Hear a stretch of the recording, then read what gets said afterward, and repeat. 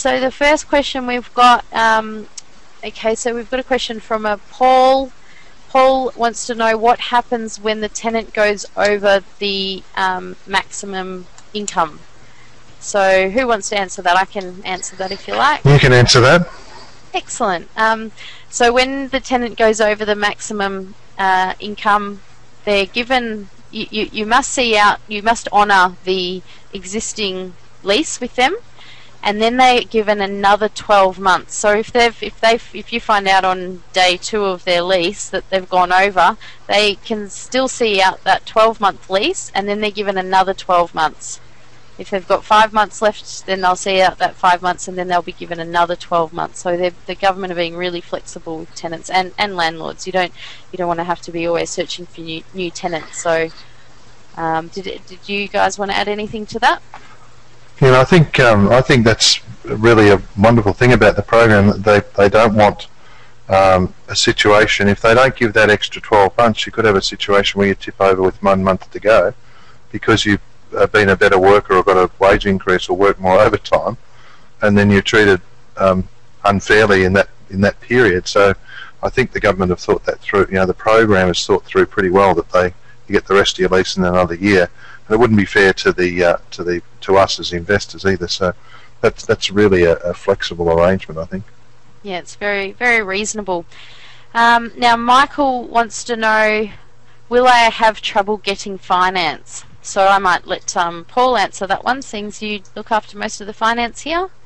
Yeah, sure. The finance industry, as we know, is conservative, and so they've taken a little bit of time to get their heads around NRAS, and so some people might say to you, oh, they've had a little bit of difficulty, but I think in the early days, but some of that's to do with certain arrangements, the head lease arrangements that some participants have made it a little difficult in the early days. But we're now in a situation where the finance, the banks and the finance companies are coming on board. You can get pretty much the main participants you can get funding for, and we're really finding that the finance industry is jumping on board.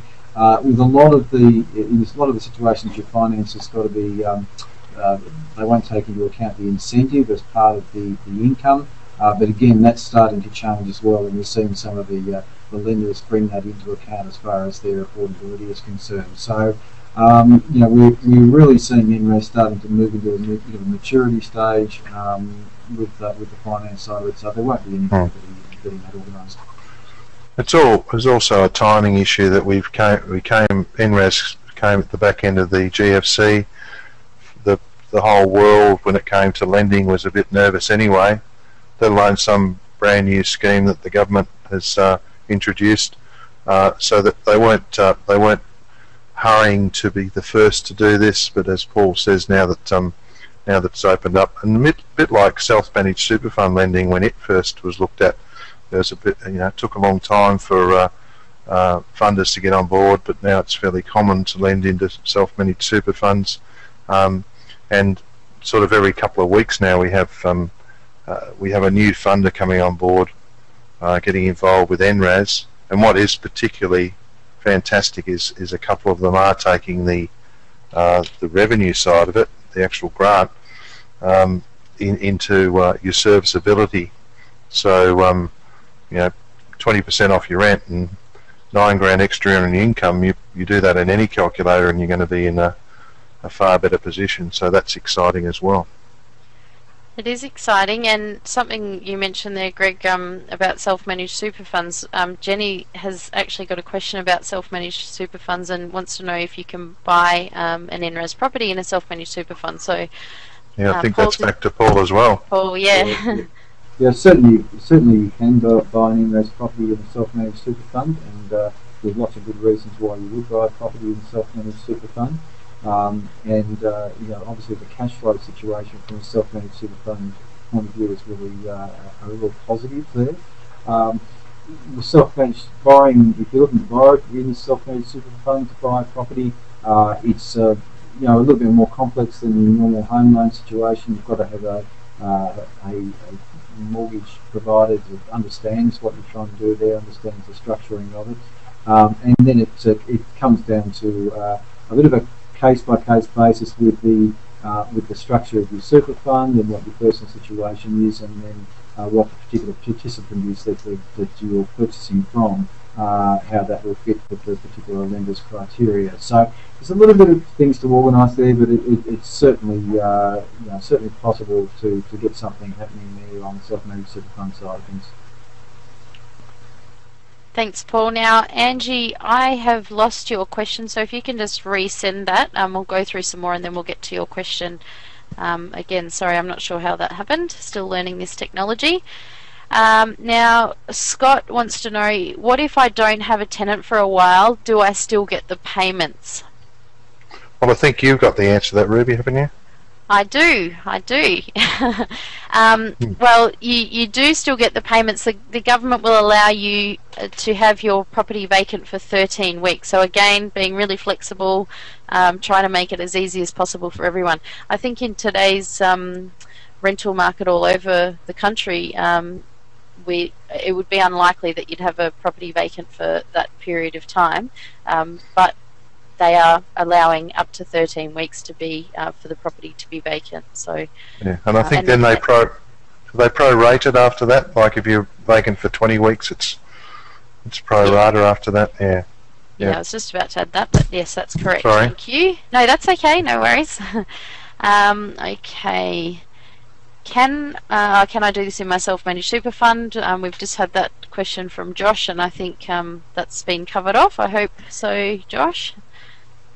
Can I put my new property into the scheme? So I think what Janine's asking there is that if I've got a new property that may not have already been NRAS approved, can I put it into the scheme? Correct me if I'm wrong there, Janine. I'll let you take that one, Greg. Yeah, I think it's important to know that the scheme is set up to make it as easy as possible for government and approved participants to manage. And it's a fairly big scheme, 35,000 properties. So the answer to the question is there that no, you can't bring your own new property to the scheme and get a license for it. It is the responsibility of the approved participant to go and find properties and involve a developer or some other institution that might be building properties, new dwellings, and then apply the license that within the restrictions of the postcode.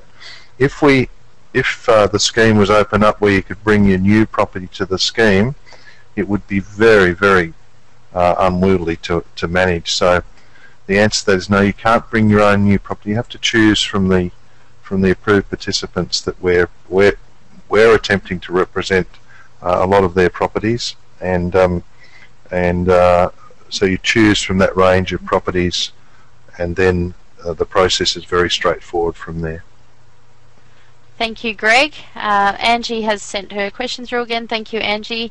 What percentage is the management fee for the management of the rental of the property approved by the approved participant over the fee paid for checking the compliance of tenant and property? It's a good question. Yeah, it is a good question. So there's a couple of parts to that. So Greg did discuss before about the fee that is paid to the approved participant of around $650 a year. It actually does change from approved participant to approved participant. It's on average around about that much. And it's on the website too, isn't it? It is, yes. And yeah, so when actually you can probably see it on the screen now.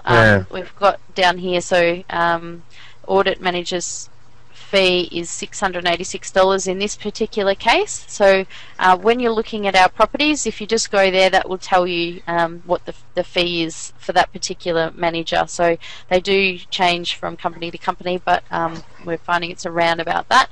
We're also, there is it changes from property manager to property manager what they'll charge for the actual property management part of the process. This particular property manager is 10% of the discounted rent, which is about 8% of the full rent, and the reason they charge a little bit more is because there's additional work to do. And again, that does change, so it's probably a case-by-case scenario, and you can check out the website, and if you can't find what you're looking for there, just let us know and we can help you find those things out. Okay, so I think I've covered off on that question. I just want to double check all the questions here and see if I've covered everything. Okay, Rob wants to know, can I get out of NRAS? Greg, I'll let you do that while I see if there's any more questions. Well, yes, you can, Rob, and I think that's an important part of the scheme. You can opt out. You need to give notice. Different approved applicants have different ways of doing that, but because the licence goes with the property, if you take your property out, it's then up to the approved participant to find another property for that when they can. So if you've had your property for 4 years and you decide that you want to sell it, or you want to move into it, or make some other change to the arrangement, then yes, you can do that. So very flexible on that. Slight variation to the theme on each of the approved participants, but once again, we can explain that to you depending what property you choose, depending on the approved participant. Then we can give you the detail. Good question, Rob. Okay, that is all of our questions for now. We have covered off on quite a lot. So if there is anything else, you can certainly contact us. We'd love to hear from you, and if you need any help selecting your property, we'd also love to help with that as well. So thank you very much for your time. We have gone over time, so I appreciate you all hanging in there and listening right through to the end. Thank you very much to Greg and Paul as well, and we certainly hope to hear from you soon.